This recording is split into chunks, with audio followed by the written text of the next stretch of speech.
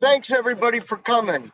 We're here to remember my mom, Coach Weitzel's wife, Carol Weitzel.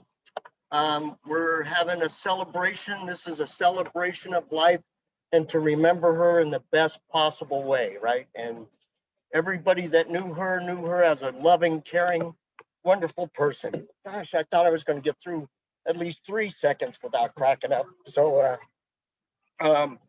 anyway, what we're going to do is I've asked my brother-in-law, actually he's more of a brother than a brother-in-law, Bill Rhodes, to say a prayer, and then we'll get this little party started.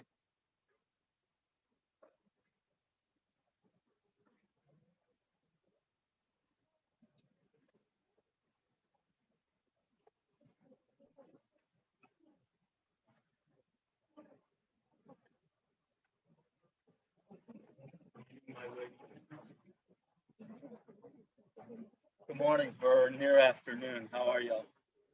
Good.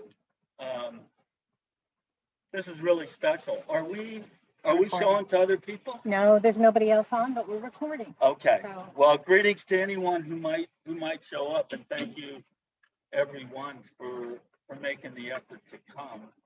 It's like Randy just said and Tyler said to me earlier, you know, we're really not here to mourn as others mourn. We're here to celebrate the life of Carol, who I've had opportunity to know for 50 years. Oftentimes Laura and I have been married for 47, and people say, so how did you meet? And and I always say, I knew her dad before I knew Laura, because I had coached for 3 years in school and as a coach, way far back in the 60s. So it's been a pleasure to grow up and to actually grow old, knowing Carol and to see her at all these different stages. I can't believe, when I met her at 17, she was only in her 30s, and I thought she was old then. Who can know? And now we all know better what age looks like, or most of us do, and some of you will find out later. But it's a real honor to be asked by Randall to come and to open in prayer. But if you don't know me, you can't give me opportunity to stand up and speak, because you never know where it's going to go. But we're here from Africa, and we're here for just this reason and just this purpose, and it's well worth the trip. But we came back in February in order to help Jim and Carol move to a more appropriate facility. And they needed some documentation at the time. And I was just reminded of this story today, so I'm sort of making this up on the fly here. And Laura reminded me that Randy and Laura and I got to go into her room, and we needed to explain some issues with regard to legality, et cetera, what these changes meant. And some of them, of course, I'm not going to lie, regard the end days. And she was a little bit hesitant. She was vacillating on whether to sign or whether not to sign. And I reminded her, I said, Carol, I've known you for nearly 50 years. I've seen you in all these different kinds of situations, contexts, and seasons. And I said, I know you believe in the resurrection. You embrace that hope for all of your life, or at least most of your life. And she nodded. She couldn't talk, of course, at that time, but she did give me a nod. And I said, there's something beyond this. This is, as King David would say 3,000 years ago, he was going the way of all flesh. We're all headed in the same direction. Carol has passed in that direction before the rest of us here, obviously. But I said, I know you have that hope, and there's nothing really to fear beyond the grave for you. And you could see the peace in her lives, in her eyes, and in her affect. And it gives her hope, but it also gives us hope, those of us who stay back and remain. And in Laura telling me that, reminding me of that story this morning, I couldn't help but jump to John chapter 11, where Jesus has come back to a little village called Bethany. And it's a little bit special for me because when Laura and I lived in Jerusalem for a number of years, Carol and Jim and Tyler came to visit us, and we had an opportunity to go. Back in the day, you could still pass through the West Bank, and we stopped at that little village of Bethany, which is traditionally the home of Lazarus. And actually, they've got a place that they call the tomb where he rose, where Jesus raised her from the dead. So it was special to recall those events, and Jesus having such love and such concern for this little family unit, just an insignificant family unit, just a few clicks to the east and to the south of Jerusalem, that he would make all that effort to get back there in order to raise his friend Lazarus from the dead in the presence of his two sisters. And that's family, and that's who we are here today. We're family. We're from lots of different places, lots of different backgrounds. Everybody's got a story. But at the end of the day, that's who we are. And we're united by that. And if it's not immediate family, it's extended family. And if it's not extended family, it's a bigger circle. And if it's not even that, we're all embracing this thing called humankind. And that's who we are. And we're here to remember and to recall one of us who has gone on ahead of us. And it is with that we gather and that we recall and that we reflect and we remember all that Carol was in a better day. And that's what I hope we can do today. And for those of immediate family who are confronting the challenge that many of us have already faced with significant loved ones or parents or children, this is their time as well.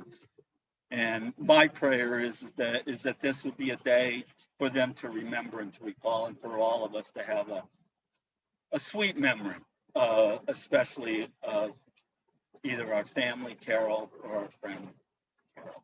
So can I just open us in prayer for all of us, our God and our Father, for a beautiful day and for opportunity to all of us to get together with the one intention and one purpose, to remember Carol and to celebrate her life for all that she was, not just in the last days, not just since she was diagnosed with a horrific illness, but from the very beginning, from very difficult, hard times of life when she grew up and had to experience, to a sweeter time of marriage with Jim and for her 3 children, and then a growing extended family. We bless you. We thank you that you were always there and you continue to be there. Your promise, you will never leave, you will never abandon us, remains true. It remains true for each one of us, and it remains true for us in this day. And we ask, Father, that in committing her into your hands, that we would do the same thing with our own lives, that we would see you for who you are, that we would know and appreciate and find pleasure in that experience in our days here, with the hope of a better day, of a resurrection day, when all of us will come together and this whole creation here on earth will be turned into what you intended it to be all along. May we celebrate all today with your blessing in Jesus. Amen. Yeah. Thank you. Thank you. There are a few seats up here if folks want to sit down. It's in the shade. Well, one of them's kind of in the shade, so please feel free to come sit down if you want, if you're in the back. I'm going to give a little brief history of my mom and just kind of tell you her life story. She was born October 28th, 1934 in Arkansas City, Kansas. Her father was Charles Huntley, and her mother was Winifred Dower Creason. And she had a different last name because her father could not get married because he was already married and his wife was in an insane asylum and did not have any mental capability. So once his wife passed away, then Linda Martin also now has the last name Huntley. So even though she has a last name of, maiden name was Creason, her father's name was Dowler. She is the fourth child of 6 girls. Can you imagine living in a house with 7 women and no father? That's got to be tough, right? Her mom ironed clothes and did laundry to survive through the Depression. It was really, really a tough time, and they were really poor, but her mom provided them with meals and kept them alive. So her sisters are Anna Pearl, Jean, Phyllis. Mom is number 4, Joyce, and Linda. Linda couldn't be here today. She sent her best wishes. She's a little concerned about her husband, Jack, who's really ill, and COVID passing along to him. So we miss her and we wish she was here. She is survived by her husband, Jim, Coach Weitzel, the handsome guy in the middle back there, and 3, and standing. There you go, yay, Coach Weitzel, and the 3 children: myself, my sister Laura Rhodes, and my brother Tyler Weitzel. She has 5 grandchildren and 8 great-grandchildren. If you guys want to stand, that'd be great, so you can see everybody can see who you are. That'd be great. Oh yeah, there's one sleeping. Of course. Thank you. My mom's dad died when she was 8 years old. He died of carcinoma. He had it on his face and his nose, and I guess in the end, his nose had completely deteriorated and his eye was not there, so they weren't allowed to see him. And so she didn't get to see her father the last year of his life, but he passed away when she was 8 years old. They moved to Colorado when she was 12. So my grandmother took all 6 girls and moved to Colorado when my grandmother was 12. She met my dad in high school. They were married on the 7th of June and had me later that year. Laura was born in 1955. Tyler was born in 1962.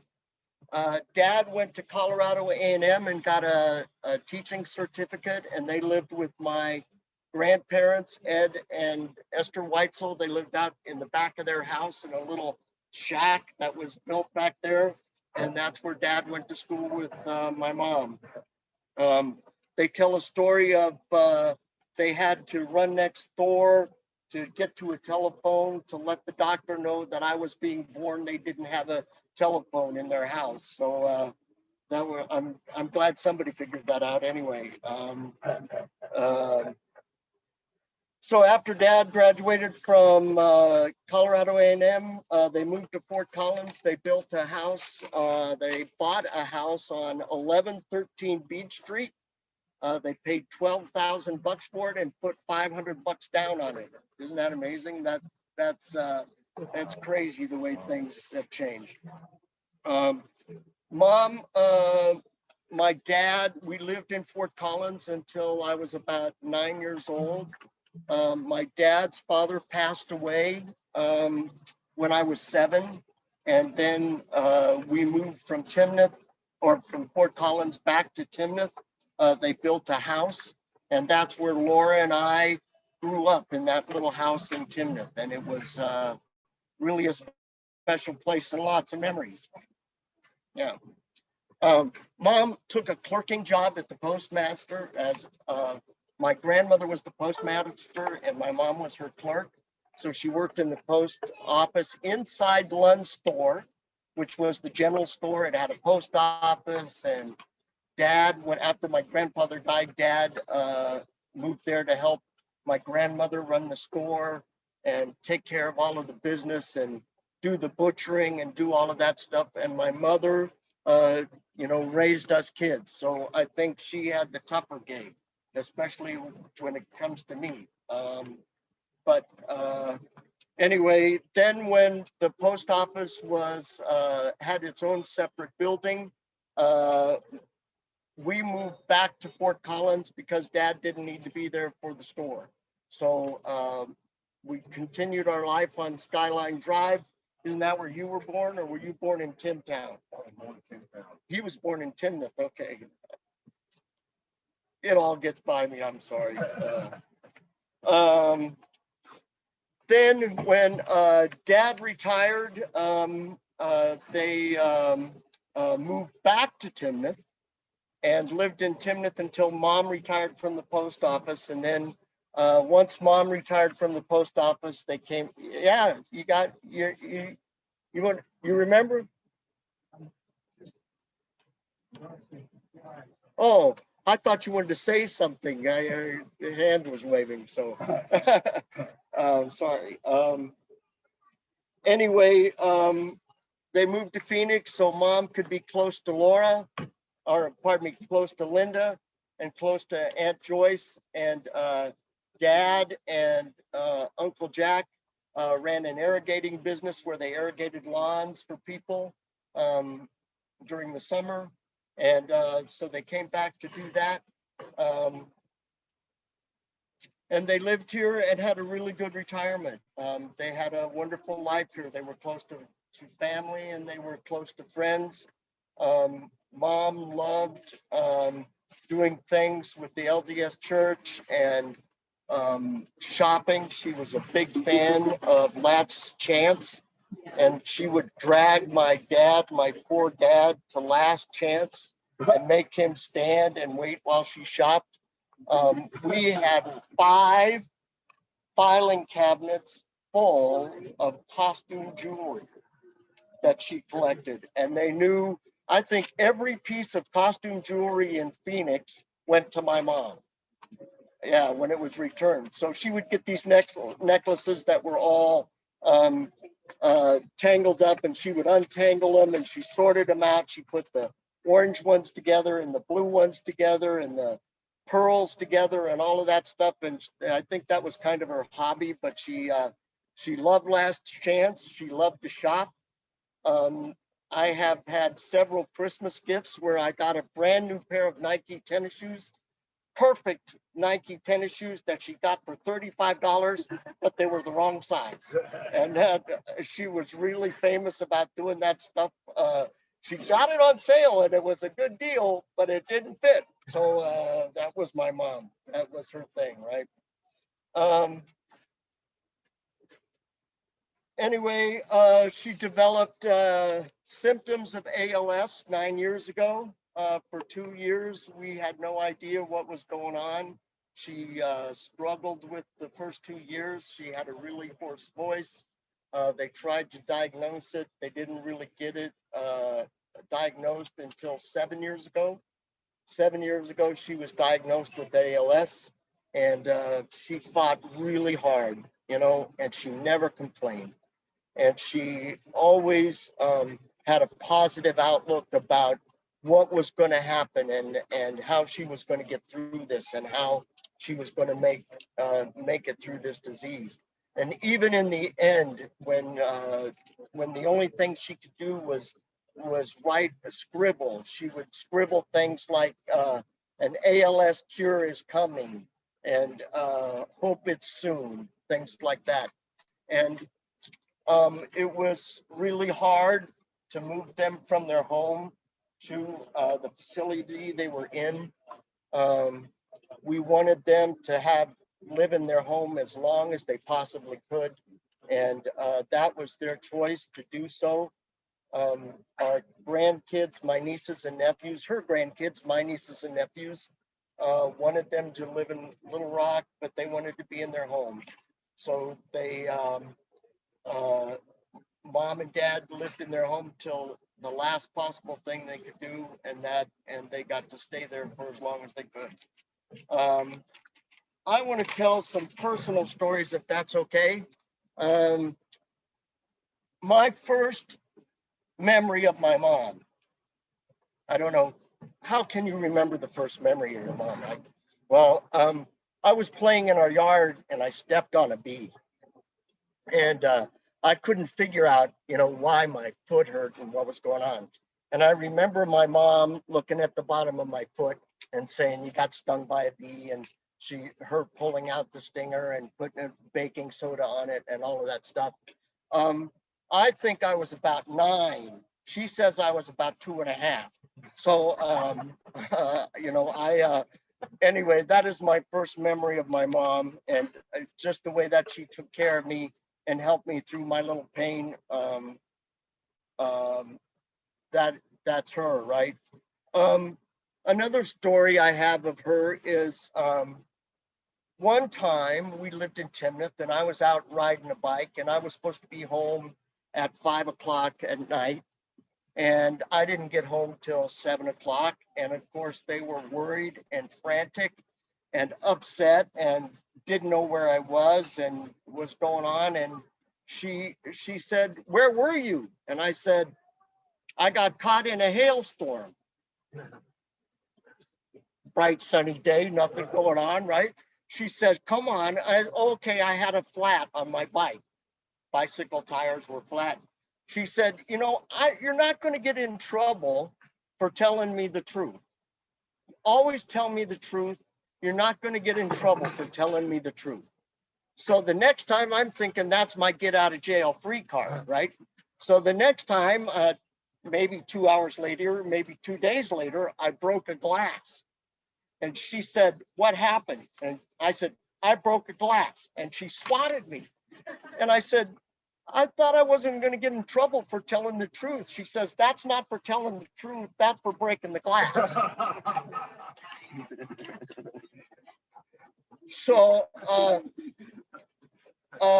another story I have, I remember of my mom. When I was in high school, I was a wrestler, and my mom and dad came to every wrestling match I ever had, right?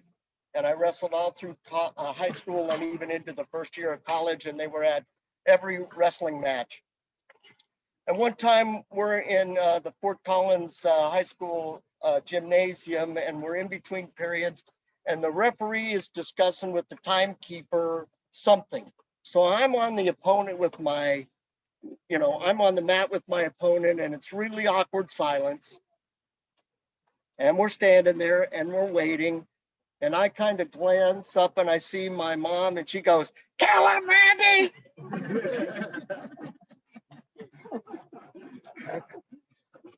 Okay, that was my mom, right? So another memory of mine, when I started touring, I invited them to see Billy Joel. And of course, I don't know if you know who Billy Joel is, but he's, pianist, kind of rock star, anyway.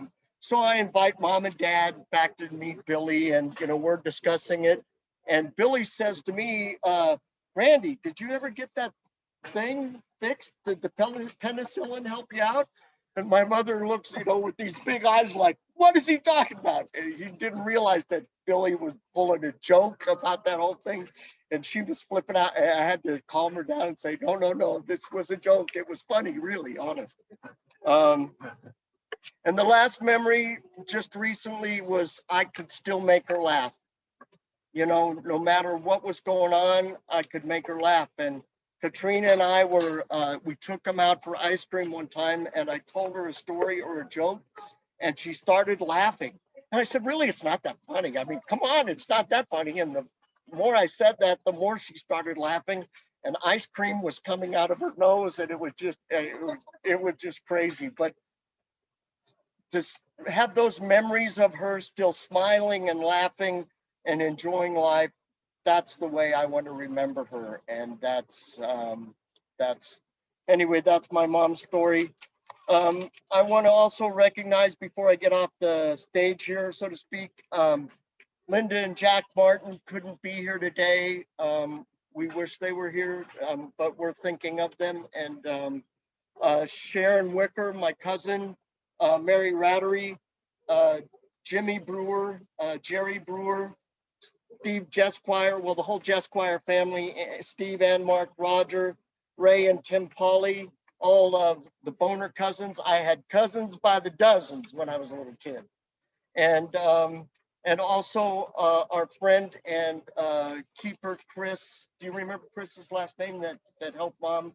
Anyway, Chris was Mom's visiting angel for the last 2 or 3 years in her home, and she took really good care of Mom, and she couldn't be here today, but we wish, we're thinking of all of those people, and I know Mom's thinking of her too. I got a text from her good friend Elaine Bibby today, wishing that she was here, and we said we'll be thinking of you, and I know Mom knows you're here in spirit. So anyway, I'd like to introduce my sister Laura Rhodes.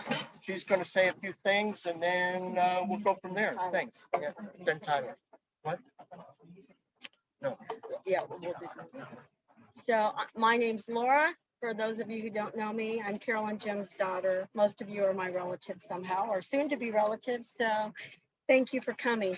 As you know, we live in Africa. And on the African continent, we work among the poorest of the poor, operating. And we go to places where there are no physicians, no surgeons. And to tell you how poor the people are, many of our patients still do consent with a thumbprint. One thing we've noticed in all of our travels on the African continent, no matter the ethnicity, no matter the poverty level, no matter the country or the culture, mothers love their children. And mothers, no matter how poor they are or destitute, protect and provide and want to care that their children have the best possible outcomes in their particular cultural context.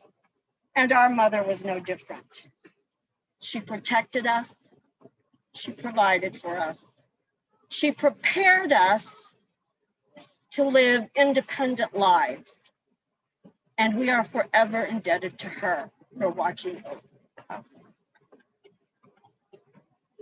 And as most mothers take care of their kids and want the best for them, that's true. But my mom was extraordinary in that she cared for other people's children. And one of the things that I remember most about my mom is that I never, ever saw her treat a child harshly, mean, raise her voice, or treat unkindly, whether someone was watching and whether they weren't. She didn't perform in treating children well. And I just have one story to tell about my mom, and I love this story. She was teaching Sunday school, and she was enjoying her chewing gum. She was chewing her gum, and a little girl was watching her chew her gum. And she said, "Can I have your gum?" And my mom said, "Oh no, this is my gum. You can't have my gum." And she said, "I want some gum." And my mom said, "I don't have any gum. But you know what? I'm not going to chew this gum either. I'm going to take this gum and I'm going to put it in the trash, and then I won't have gum and you won't have gum." Pretty soon she's doing something else, and the little girl comes over and she's chewing the gum that was in the trash. I love the story because it typifies how my mom dealt with children. She was kind and she was good to them. And she loved her children, she loved her grandchildren, and she loved her great-grandchildren too. So thank you for coming and sharing with us. Thank you for honoring our mom by being here today. She would be so pleased to see you all here. So thank you for coming. Thank you, Laura. And then here's Tyler, our youngest brother. I'm Tyler. I go by Ty. I'd like to thank you all for coming here. There's a picture. If you look on the front page here, there's a picture of my mom and dad. My dad's got a big grin on his face. And that's because he knew he landed the gym. He was going to spend the rest of his life with her. And, some of you don't know my story. And I went astray and got on. That's some bad habits. I'm the black sheep. It's going to be real hard to follow him. But I kind of came along later. in life. And I lost my way, and I got to straighten out my life. And my mom was my biggest fan, and she was so proud of me. And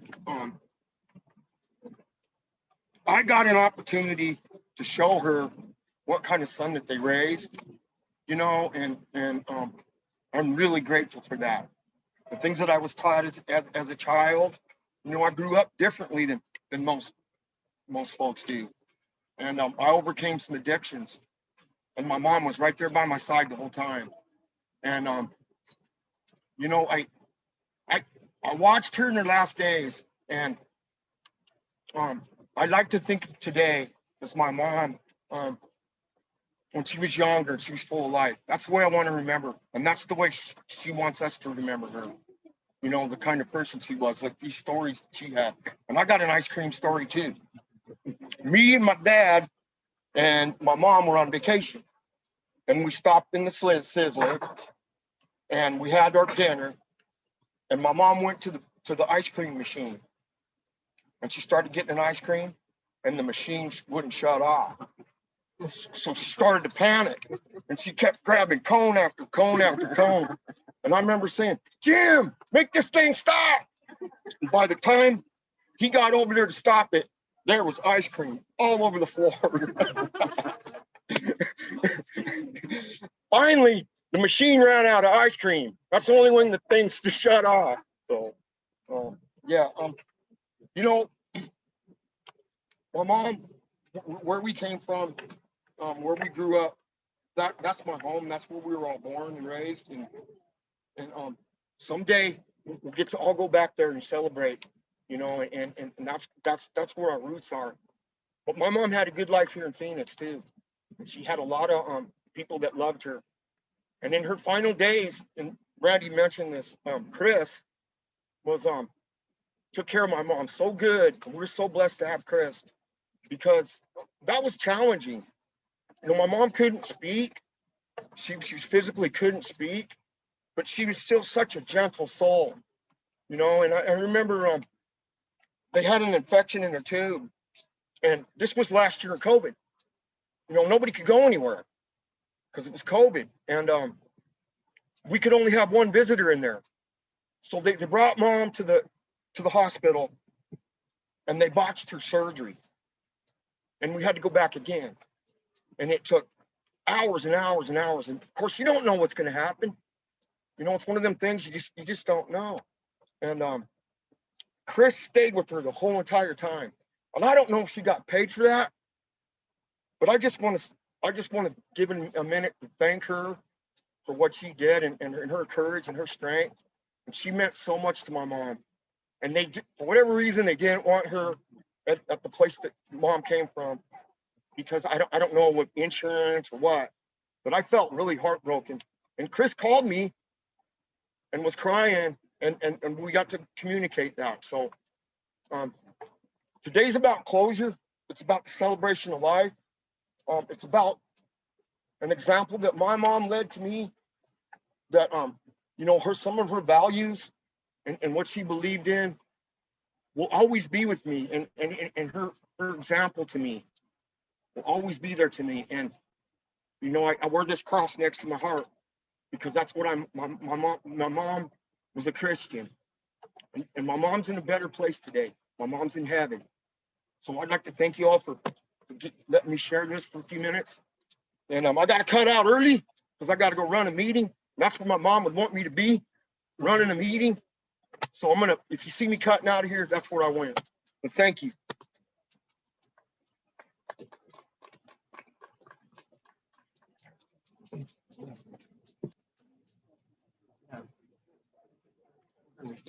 It doesn't matter to me. It doesn't matter.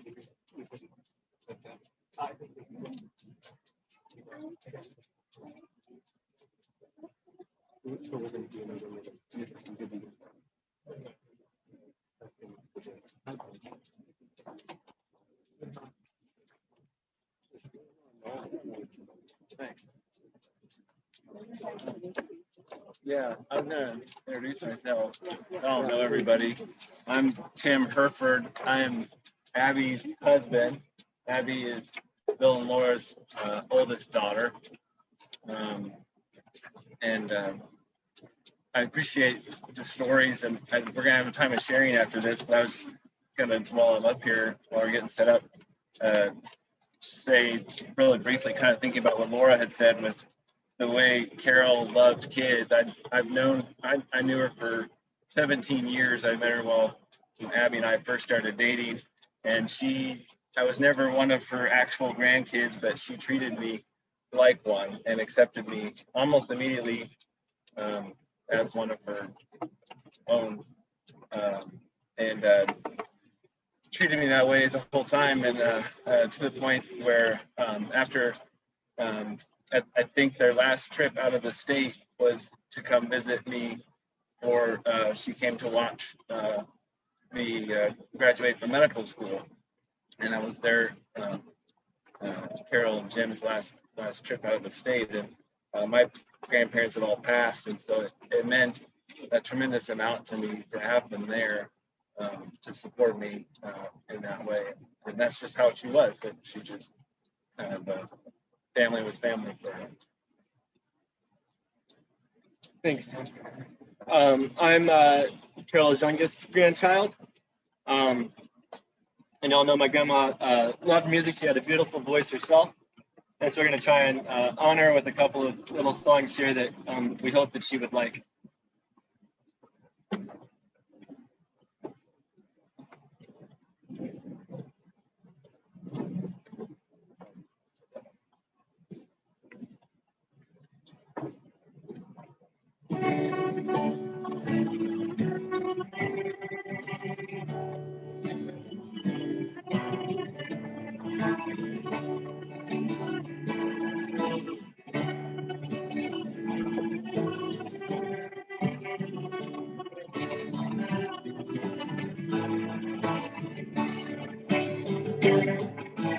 There is a Redeemer, Jesus, God's own Son. Precious Lamb of God, Messiah. Oh,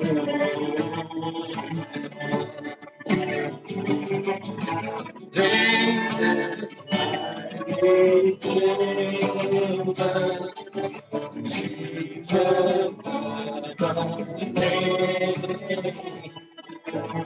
precious Lamb of God, Messiah, oh,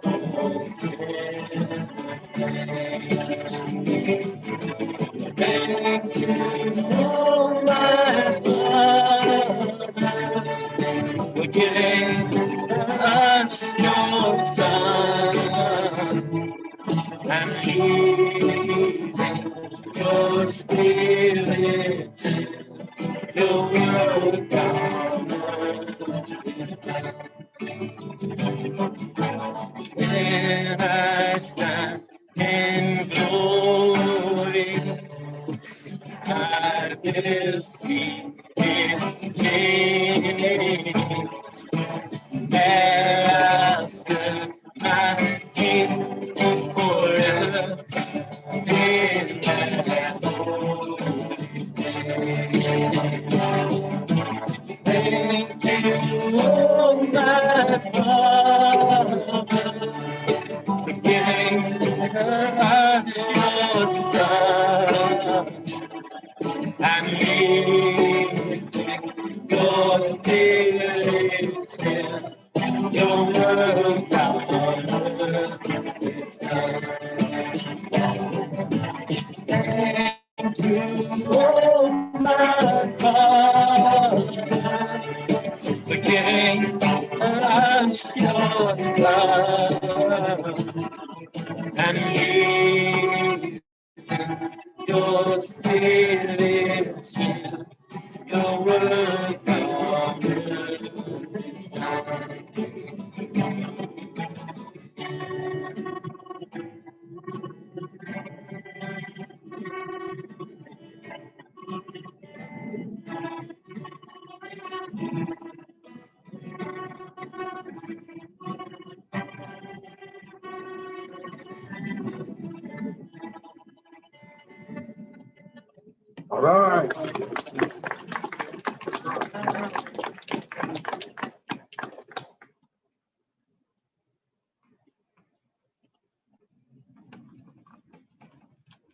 if anybody wants to pull up the words for these next one and sing along, we'd love to have you join us. This is how great thou art. So if you can pull out your phones or whatever.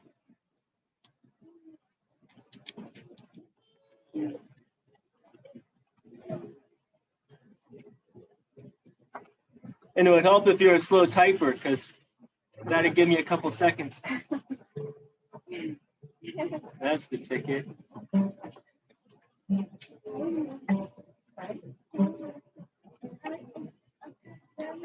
We won't hold you captive too long. We only have 10 to 15 more to get through. Good job.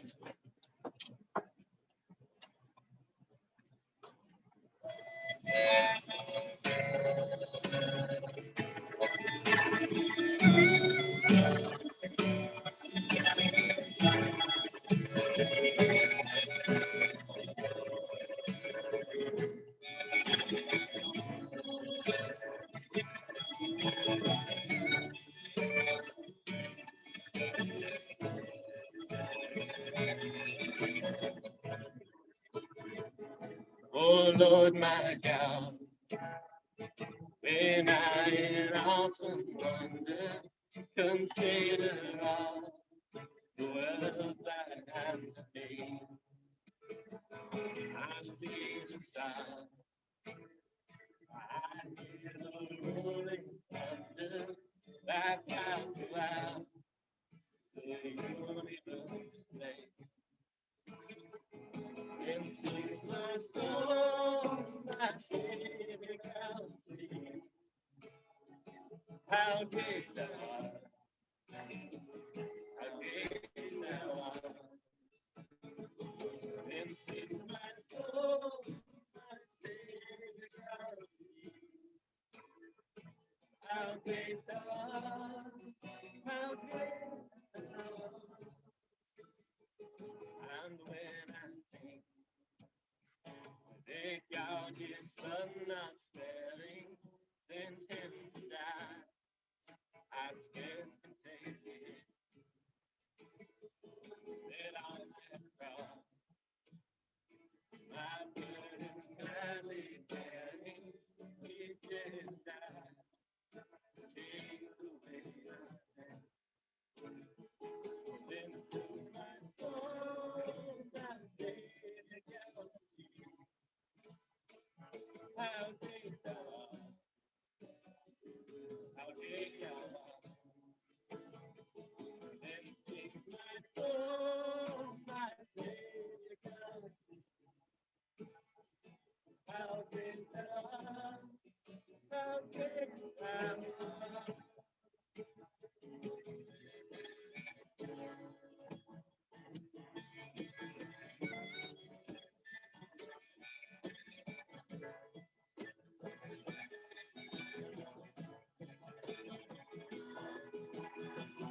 Then back with shout of acclamation and take me home. The joy shall fill my heart. Then I shall bow in humble adoration and everything my God has done. Then sings my soul, my Savior comes to thee. How great thou art, how great thou art. Sings my soul, my Savior comes to thee. How great thou art, how great thou art. How great thou art, how great thou art. All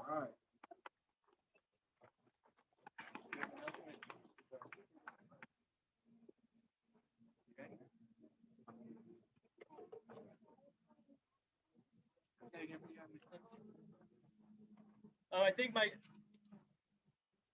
grandma's favorite song that I know of was this song that she remembers her daddy singing and playing for her on the harmonica. back in Kansas. And she used to play it for us or sing it for us grandkids too when we were little. Now our great grandkids are going to play it for you.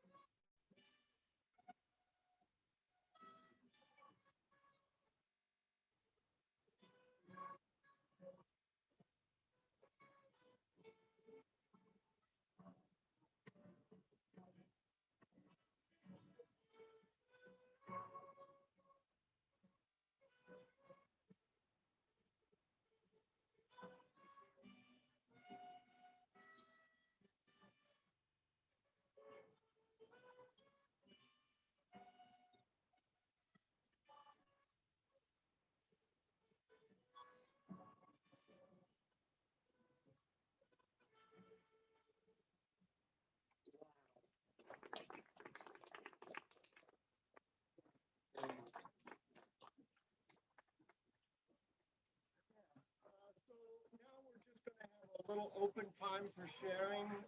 Anybody that wants to say anything, that wants to remember mom, say a few words, you're more than welcome. Jacqueline, would you like to? I know I've kind of put you on the spot, didn't I? I'm sorry. Do you want to wait a little while? Yeah, is there anybody else that wants to share anything? Any of the grandkids or kids? You're more than welcome to say a few words or, you know. Zeke. Oh, yeah, come. There you go, Zeke.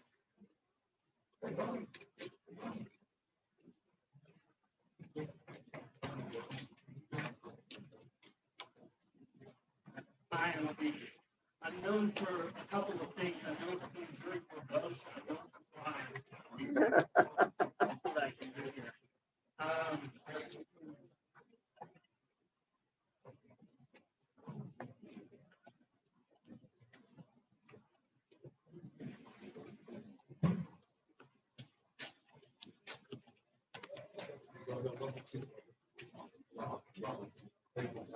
My grandmother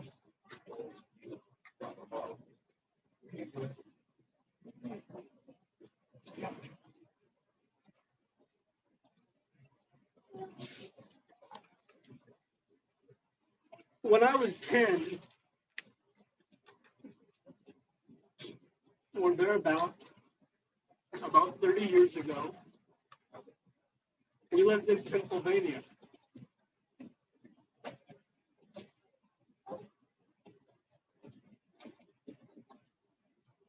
And my grandparents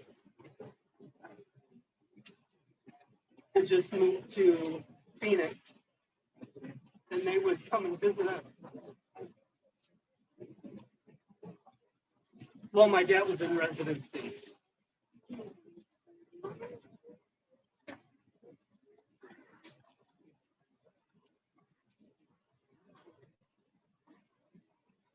It's very hot here. And I remember very vividly, they had flown into Baltimore, which was a couple hours away. They were always finding the cheap flight. And we would sit and we would wait and stare out the window for them to come. And I remember waiting for hours, or maybe it was 20 minutes, I don't know. But it seemed like hours and maybe a day waiting for Grandma and Papa to come. One, because Grandma always had some special thing from Glass Chance or Walmart or Kmart or something. And two, because they were so fun to be around. I think the best representation of somebody is the legacy that they leave. Life is so finite. for those of us that live in the healthcare arena, we see people die on a daily basis from the world's worst illnesses and disasters and catastrophes. But my grandmother's legacy in my world is my mother.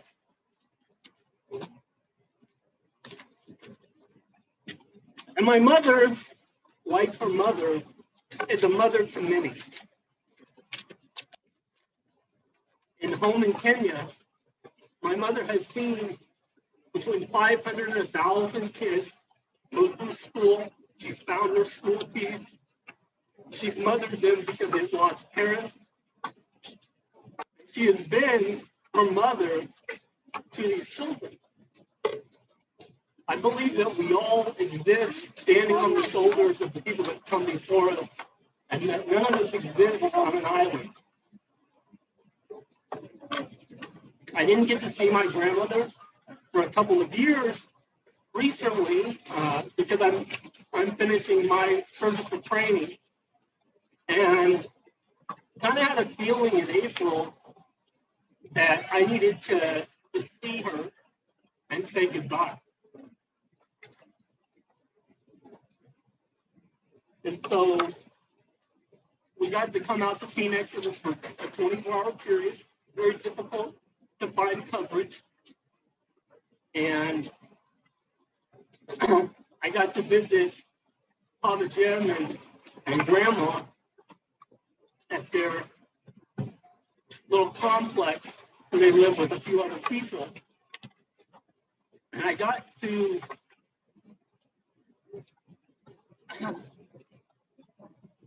share my daughter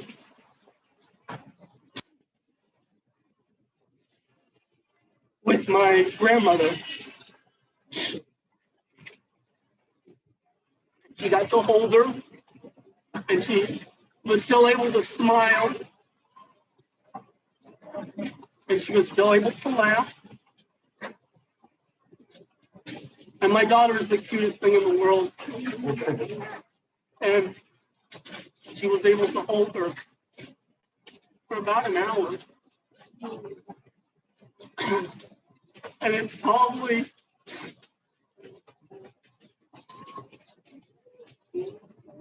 the greatest memory that I will have of my grandmother. Because even in her most vulnerable state, she was able to be motherly to my daughter. And I will forever remember that.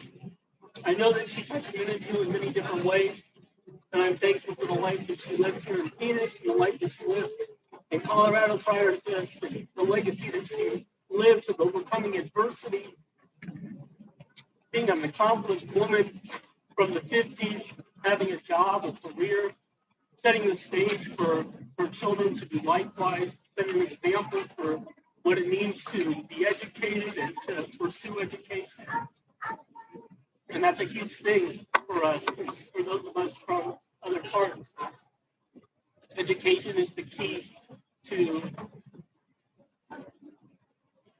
world issues. And my grandmother, I believe, set the foundation at a young age for my mother that I believe lives on in all of her grandchildren, the 5 of us. And I'm very thankful. I'm thankful for Randy and for Tyler and the love that they've shown her over the years and for being such great kids. Thank you.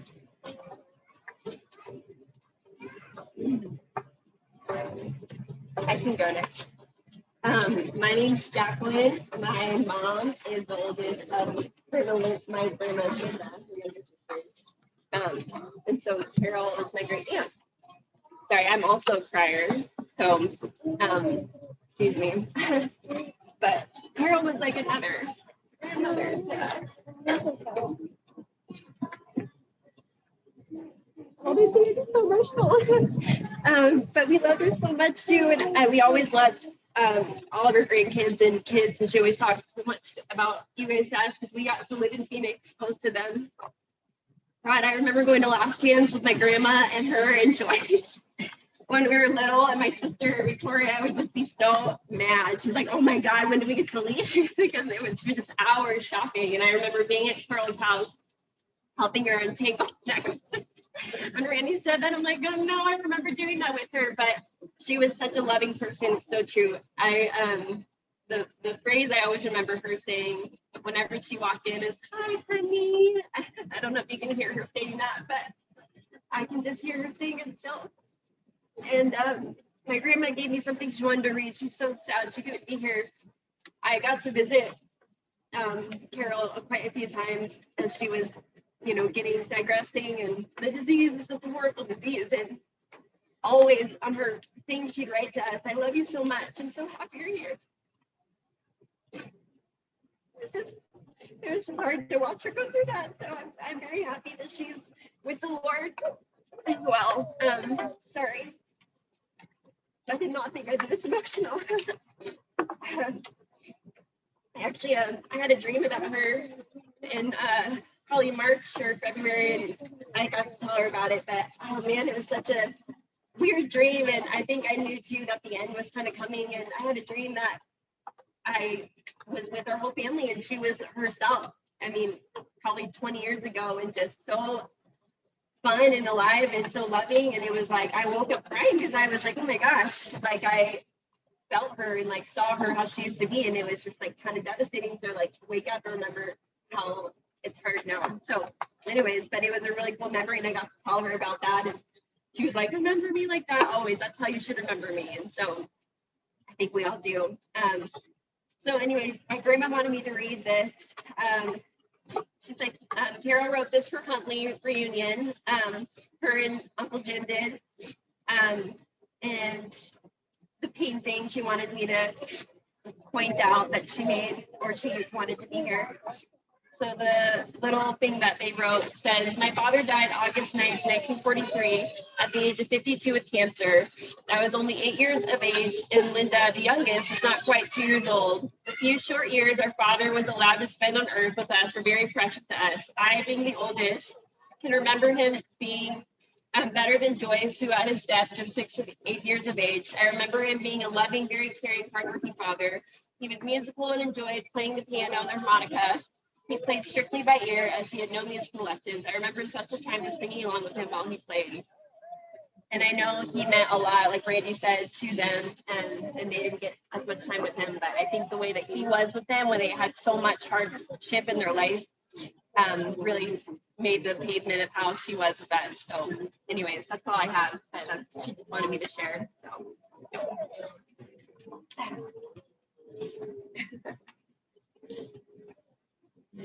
I can go next. I'm Abby, Laura's daughter.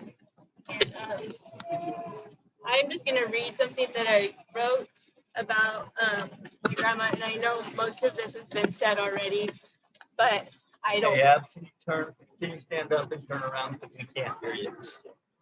But I just will feel remiss if I don't say something or remember grandma today. Carol Adine Weitzel, October 28th, 1934 to June 6th, 2021 was my grandma. She was the fourth of 6 daughters: Anna Pearl, Emma Jean Louise, Phyllis Naomi, Joyce Marie, Linda Louise. Born to Winifred Hazel, a washerwoman who was struggling to make her way amidst the Great Depression.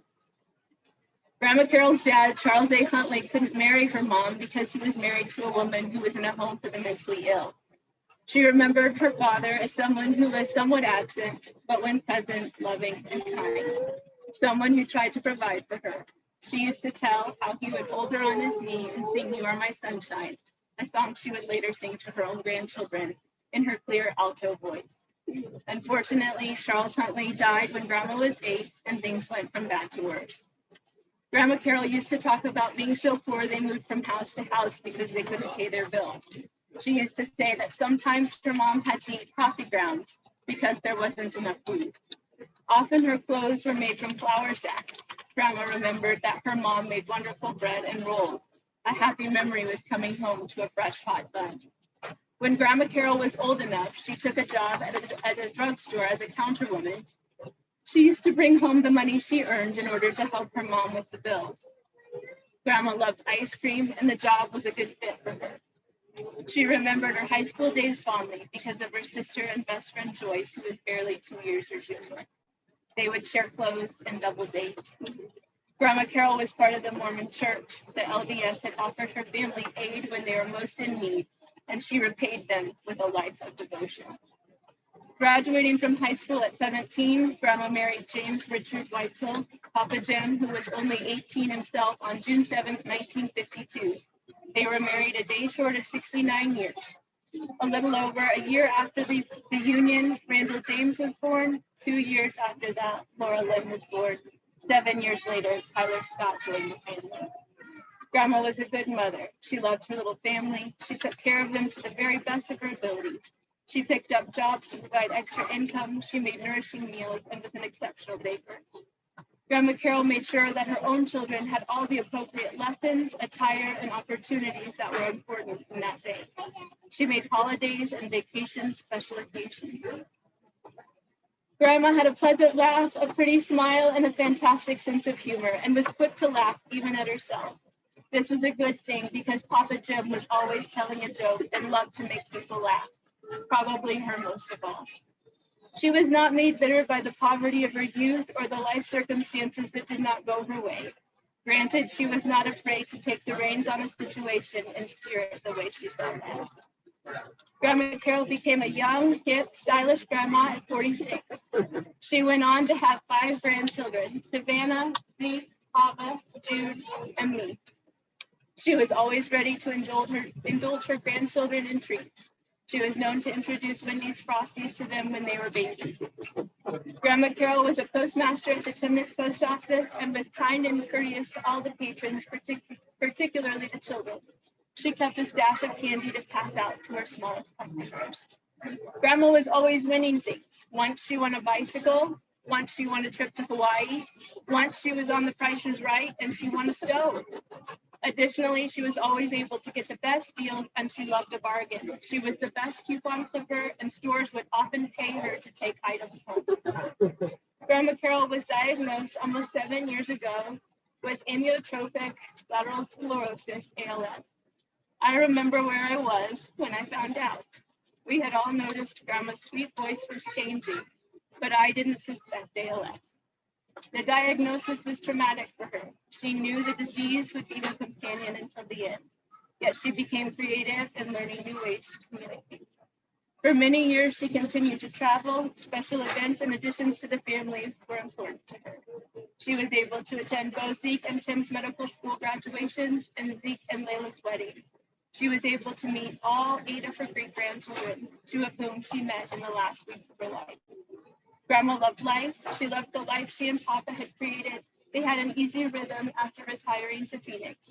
She loved shopping at Last Chance and finding a designer top or jeans for a few dollars, so much so that her family affectionately renamed it Carol's Last Chance. She never passed up on an opportunity to eat Tokyo Express or try a new ice cream place. Grandma loved politics and Fox News. She loved The Wheel of Fortune and The Price is Right. In my life, Grandma Carol was a constant. No one will replace her. When she could no longer speak, she did not lose her voice. Now that she is no longer among the living, she has not lost her presence. She takes her place in my heart, a place reserved only for her.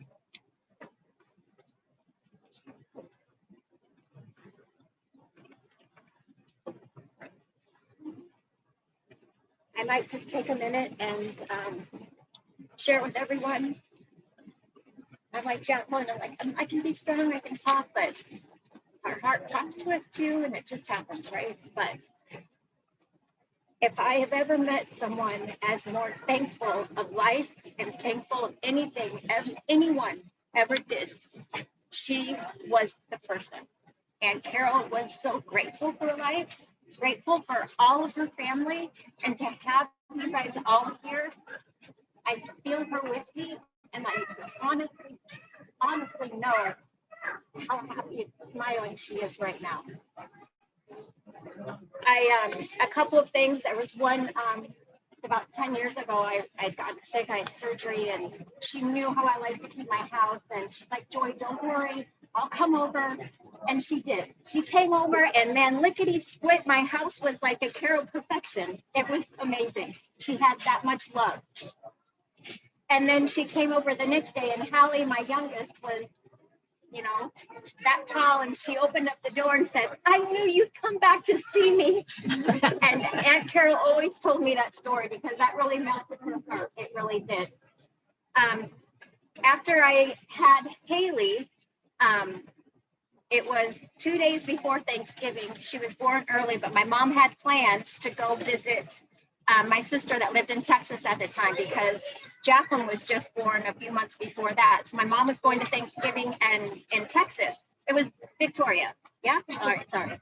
All you people. But anyway, so then I'm like, well, I need to feed my dad because he didn't go. And my family needs Thanksgiving. And I had just had a baby and I had never cooked Thanksgiving because my mom always did it. Right. So who would I call? I called Aunt Carol.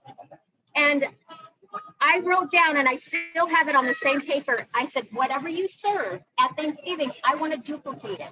However you put it, she's like, well, Joy, I don't measure.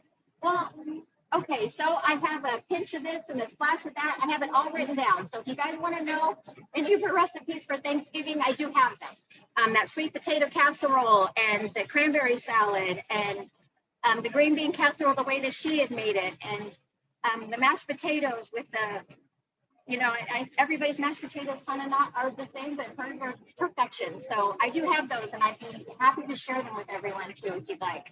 But she was a great big sister, and she was a wonderful aunt. And I'm blessed that all of you are in our lives. And I know through weddings and things, in November, Jacqueline does have a wedding here, but the day after her wedding, we're doing a Friendsgiving, an early Thanksgiving. And we would be honored to have anyone that is available. It would be the 8th of November, I believe, 7th. Yeah, so it's on that Sunday. We usually get a bounty and we cook 8 turkeys, and we would love to have everybody here. I know that this wave of what is happening right now, with all of our strong hearts and prayer, it'll be gone, and we'll be able to resume life, and everyone will be better, right? So. But blessed y'all are in our house, and the house of Mike and I as well. We're very grateful that you're all spending time with us today.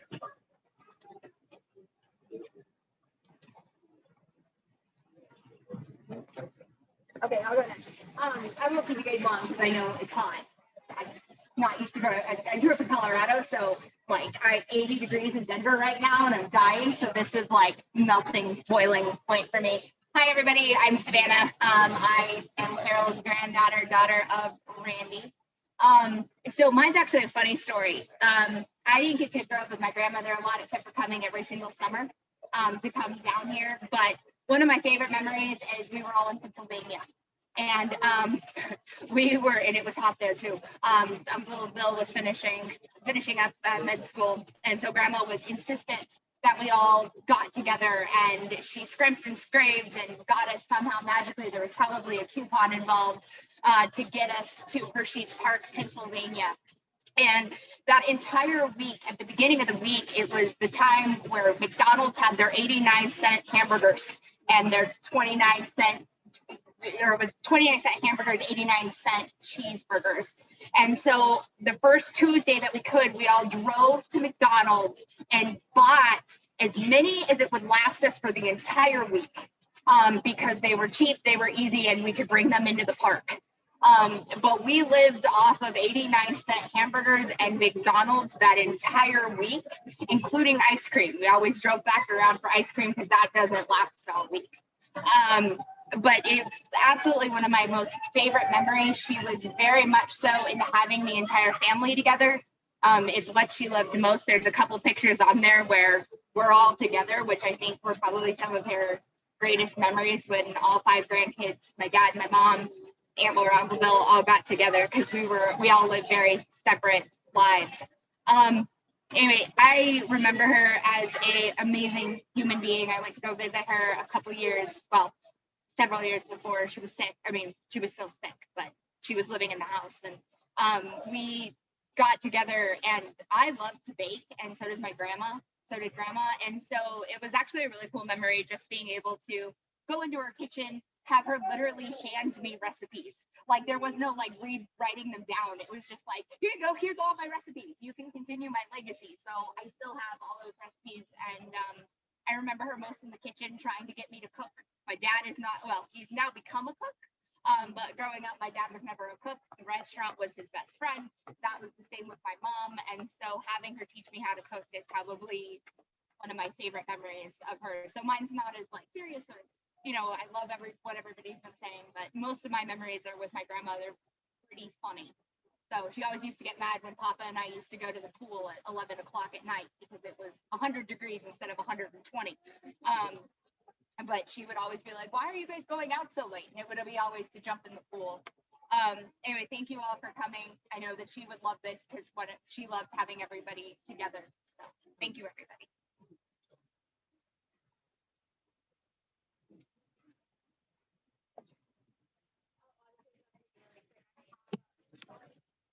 Two months apart in age, and I don't really have like a story to tell about my grandma, but I loved my grandma.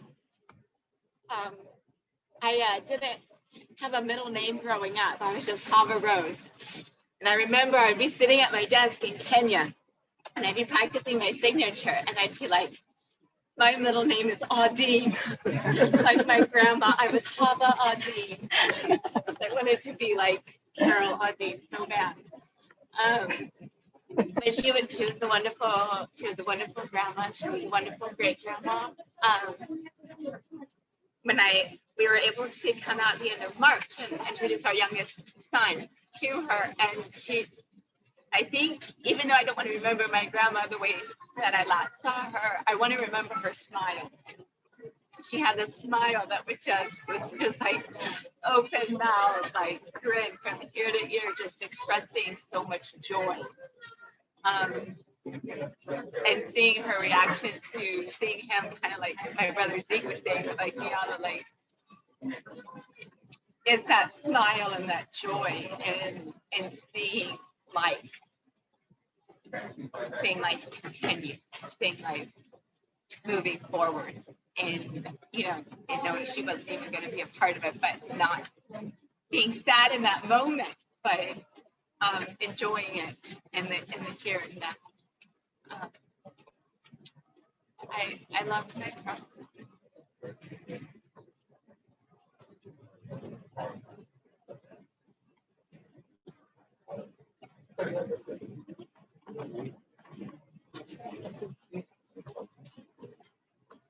Yes, that's it. I think Jude is going to play another hand and then. Dude, you want to play or say something? And then, anyway, before we close, I just want to thank Mike and Joy for hosting our celebration.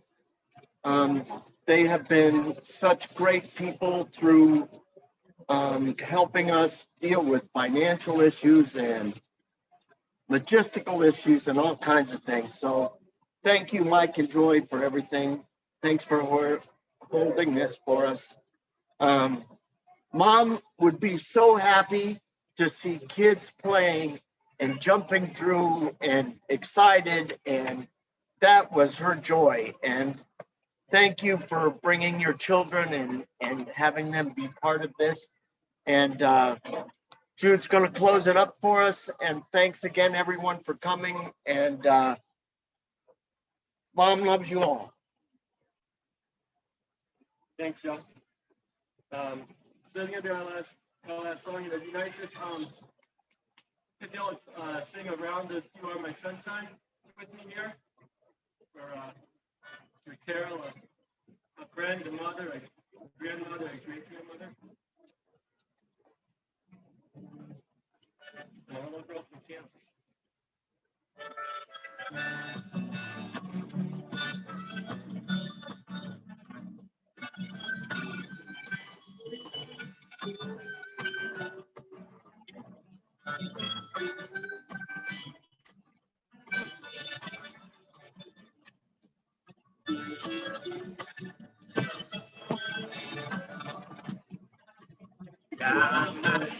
sunshine, my only sunshine.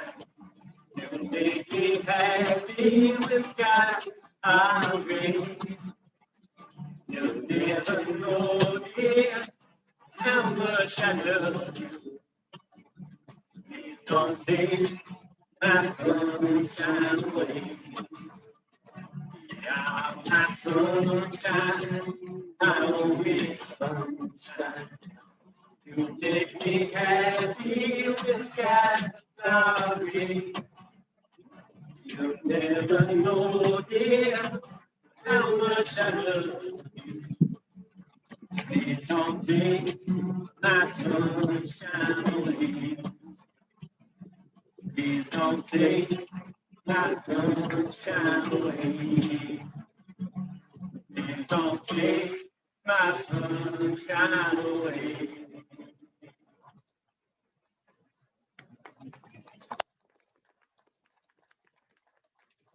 Thanks, everybody. Mom's favorite foods were Costco pizza and ice cream. So that's what we have. Please stay for a little while and have some refreshments. Thank you.